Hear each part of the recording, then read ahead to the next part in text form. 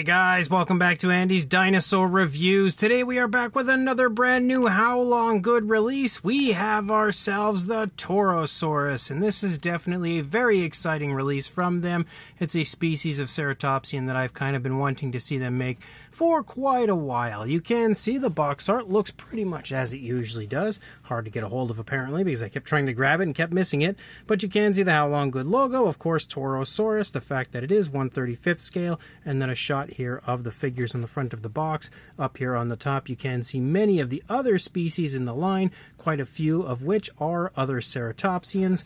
And then on the side the Haolonggood logo, and then on the back basically the same thing, just different as far as the different logos and stuff. So let's pop the boxes open and check them out. So here are our two different versions of the Torosaurus, and I must say they are absolutely gorgeous. They definitely did a great job on these, not just on the sculpts, but the paint jobs as well. Talk about flashiness in the face and up into the frills.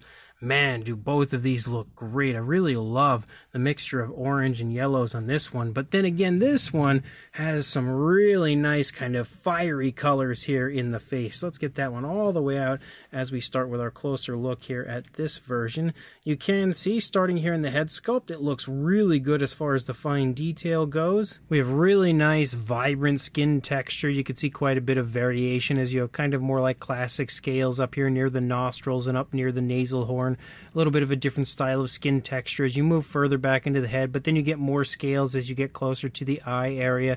Lots of really nice variation of color here in the face, as well as you've got some really nice dark grays that have actually been highlighted with a nice dry brushing. They almost look a little bit like gray, but also at the same time kind of brown. It's kind of a little tough to tell, but I would say it's like a mixture of grays and browns. One thing I will say I do notice is kind of an awkward looking sort of like extra bit of a seam there, kind of moving down from the horn back into the other horn, which is a little bit of an eyesore, but not too bad. You can see the beak again sculpted really nicely. There's also a dry brushing with like a greenish tone over the beak. Again, the nostrils themselves are sculpted nicely. Inside the mouth we can see the tongue, also a nice gloss coat in there. There are the teeth right there, which are painted, and everything also seems to kind of have a reddish wash potentially in there. I think the inside of the mouth looks really good. Oh, there's a perfect shot to see how good the detail looks. Also kind of get a feel for the teeth and the nice wash as well as the gloss coat. That is super nicely done on the inside of the mouth. I also really quite like the way that we lead up here with the darker tone that transitions out to a lighter tone for the tip of the horn there. We see the same thing as we lead back into these horns, although they do start with a dark brown and then transition out to a light tone and then transition back to that brown out there for the tips of the horns, which does look really cool. The eyes are painted with a yellow, given a nice black pupil, also sporting a gloss coat, just like we saw on the inside of the mouth, giving them that nice realistic shine. We have this horn here as well, painted with a darker brown, and then we lead up into the frill, and you can see some larger scales as we lead back from the eye area, but then again much finer scales as you lead further up into the frill. They also again have such gorgeous coloration and patterns applied up here in the frill. You can see really nice oranges and kind of like yellowish tones and reddish tones and stuff as you move up, and it just looks so nice on the figure. And again, that nice patterning really does look quite beautiful, honestly, with the way it plays off of those lighter tones. That darker patterning looks great, and again the scales are super vibrant. They really pop on the sculpt. I think this one is really flashy, but in a great way, and you can pretty much see everything is the same over here as what we had seen on the first side. We have a really bright yellow as we move down here into the lower jaw, and then a lighter tone as you move down to the underside of the lower jaw, but then you also pick up some quite vibrant oranges as you move back. We also have the throat right here on the underside of the neck, of course, and then you've got some more variation of color as you lead up. You've got some darker grays and browns and stuff as you lead along through the back of the neck. Very impressive skin texture as well. Once you turn around, take a look at the back of the frill, and my camera loses focus. You can see, again, we have a little bit more of those reddish tones as well as the dark brownish tones kind of moving through as well. Once you lead to the top of the dinosaur, there is also a nice light wash and some grayish tones that kind of follow along the back and the spinal column. We have lots of really nice scale detail as well as osteoderms galore as you move through the body. Nice big bulky body for our ceratopsian, pretty much as you would expect to see. Moving down, we have more of that darker coloration moving along the front of the leg, and then the lighter coloration moving along the back of the leg. We have the elbow right there, nice kind of creasing in the joint of the elbow. Again, the nice mixtures of color moving through those darker tones, and I really love that you see kind of like that nice brownish tone moving through, but then darker tones, kind of almost like stripes through the side of the dinosaur, looking really cool, and then kind of meeting up back here with this lighter tone before again transitioning to a much lighter tone before transitioning again to an orange. But as you lead down, you've got the foot sculpt, which does have some nicely sculpted toes. We have the nails painted with a black, I think, or a very dark brown, kind of looks like a black, but everything down there looks really good. The creasing in the ankle, the scale detail, everything looks fantastic the entire way through. Again, those nice vibrant oranges on the back of the leg. As you lead up, you see a little bit more of those oranges as well as that kind of off-white here in the stomach. Lots of really nice wrinkling to the skin because both legs are kind of pushed together, so it would definitely be wrinkling up the skin the way we see it there. Some more wrinkles and stuff up here as we follow down along the front of the thigh. That darker tone kind of stripes as you move down the thigh with a few more straggling spots right there. And then again, we move into the rear foot sculpt, which also looks really good. And again, we have the toes as well as the nails painted with that nice dark tone. Definitely looks like a black to me. As we lead up along the back of the leg, you've got the nice big bulging calf muscle, all sorts of skin wrinkles and folds and stretching of the skin here on the back of the thigh, kind of showing off the movement, as well as just, again, a large muscular thigh on our ceratopsian. And as you lead back into the tail, you have more of that darker tone moving over the top that kind of stripes down, but as you lead out further, it actually separates and just becomes a straight up striping for the tip of the tail with a much brighter variation of like a white out there as you lead out. So it does give you, again, a really cool striping effect out there for the end of the tail. The tail does curve away from us, which we can see. When we look at it over here, for the most part, we're going to see the same thing again on the head sculpt, because the head sculpt for the most part is pretty straightforward. I would say you can see maybe a slight turn, but overall it's got a pretty straightforward head sculpt, so you're not going to see a whole lot of difference from one side to the other. But as you lead back, you will again see the same sort of detail and impressive paintwork the entire way through, with the biggest difference on this side being the positioning of the legs, and it's mostly just the rear leg, which is stretched out a little bit further, and the toes are kind of picking up off of the ground, and then of course the tail facing away from us. But the paintwork, the sculpt, everything looks just as excellent on this side as it did on the first side. And then we have everything on the underside as far as the detail and the really cool oranges, the cloaca present, and of course the lighter tones moving out into the tail. So absolutely a gorgeous Torosaurus. And then we have the other version, which of course is the same sculpt, just a different paint variant here. You can see when we move into the face, instead of like those really vibrant reds and stuff, this time we have really bright yellows and bright oranges as we move through. We've also got kind of like some off-whites that kind of follow along the jawline, more of that patterning, but rather than the variations of browns and stuff, we have very obvious grays here on this one. Some more bright yellows. You can really appreciate, I think, how good the scale detail is now on the lower jaw on this side. We again have a dry brushing over the beak, which does help to highlight this super impressive detail.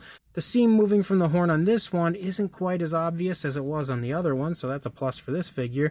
We have very smooth paintwork as you lead out through the horn, again transitioning to a lighter tone only for the tips, but I think that looks great as well. A yellow eye with a black pupil again, nice grayish tones, but the grayish tones do have a light wash applied to them, so it kind of creeps in and out of all of the scales, highlighting those scales nicely. You see the same thing up here on the top of the Torosaurus as well. And as we move up into the frill on this one, we see almost the same style as far as the patterns and stuff go, but we see those really nice bright yellows and oranges as we move along with this super nice patterns, again with the grayish tones. You can even see kind of like that light wash applied to the grays as we move up through there. So the head sculpt of this one is just as, again, impressive, very natural, but really flashy looking as far as the colors go. When it comes to ceratopsians and the colors of the head and frill and everything, it doesn't get much flashier or much more impressive than what you see on this Torosaurus. The inside of the mouth as well is pretty much the same as what we had seen on the other one. Again, with the nice variations of pinks and the red wash and the beautiful gloss coat on the inside of the mouth. You can see the tongue and, of course, the teeth and everything like we saw on the other one. As you move back, you do have more oranges down here on the underside, mixing with an off-white, but we don't have quite as vibrant of an orange down there. You do have, again, some more off-white tones following along, but then you also have the very nice grays, which pretty much, run through the figure in a similar fashion as what we had seen in the other one with the browns, kind of with the darker tones following along the front, the lighter tones moving along the back of the legs, again showing up in the stomach as far as the lighter tones with the mixture of off-white and oranges. We also, again, have that nice light wash applied to the darker grays the entire way through the figure, it would seem. Black, again, for the claws. I think you can get a better feel for the toes overall. Like the paintwork is just a little bit brighter on this one, kind of showing that off a little more. We also, again, have that sort of striping effect moving down the rear leg, but then we also have this very light tone that follows through the stomach and then leads out here, which looks really cool, really quite flashy. Moving up here into the back, they've also not only applied that light wash, but they've dry brushed a lot of the scales out with a dark gray, which does really help to make those scales pop in a perfect way. I think they did such a great job on the actual paintwork of the body of this one, giving it a very realistic and lifelike look. You can basically get a nice look and feel for everything on this side as well, looking pretty much the same way as what we had seen on the first side when it comes to the different variations of color. And then you lead out again into the tail, pretty much the same thing where the darker tones kind of break up into just a regular standard striping with the lighter tones moving through the tail, really highlighting all of the very impressive paintwork and fine detail, and then of course again all of the different variations of color here for the underside. So it is absolutely as beautiful as the first one. This is one of the very few occasions where I really don't think I could choose one over the other.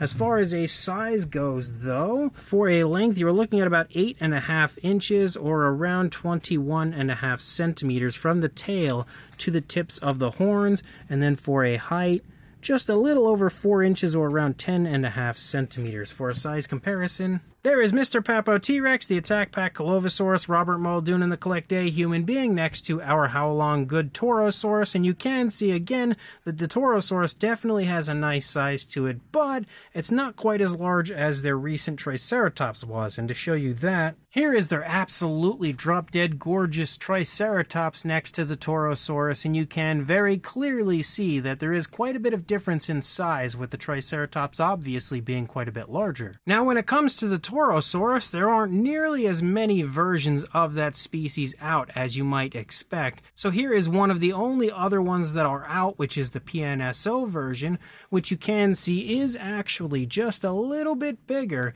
than our Haolonggood version. Otherwise, I think the best comparisons I could probably give you would be with some more Haolonggood ceratopsians. Obviously, like bringing in the beasts of the Mesozoic version of the Torosaurus isn't going to be much help, as that one is a vastly different scale and is gigantic next to this one.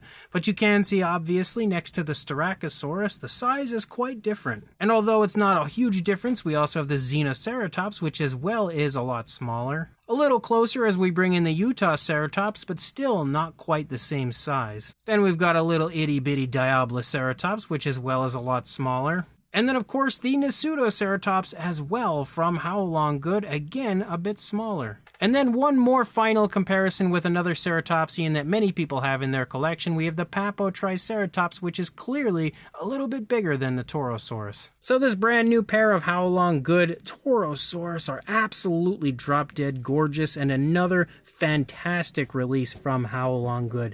They have, without question, been providing us with some of the best dinosaur figures that you will see anywhere, and again, another absolutely incredible set here of ceratopsians. Two of the best versions of a Torosaurus you will find anywhere. They sport incredible fine detail from, head to tail. Very impressive, very crisp, fine detail. Lots of variation to the scales, skin wrinkles, folds, musculature, everything that you could possibly want you will find on these Torosaurus. They also feature two of the best paint apps I think I've seen on Haolonggood so far, which is really saying something, because Haolonggood always has impressive paint apps on their figures in my opinion, but again, the paint apps are so striking but so natural. They really make both of these ceratopsians shine and will without a doubt really draw people in to your collection shelf just based on the colors of these two alone.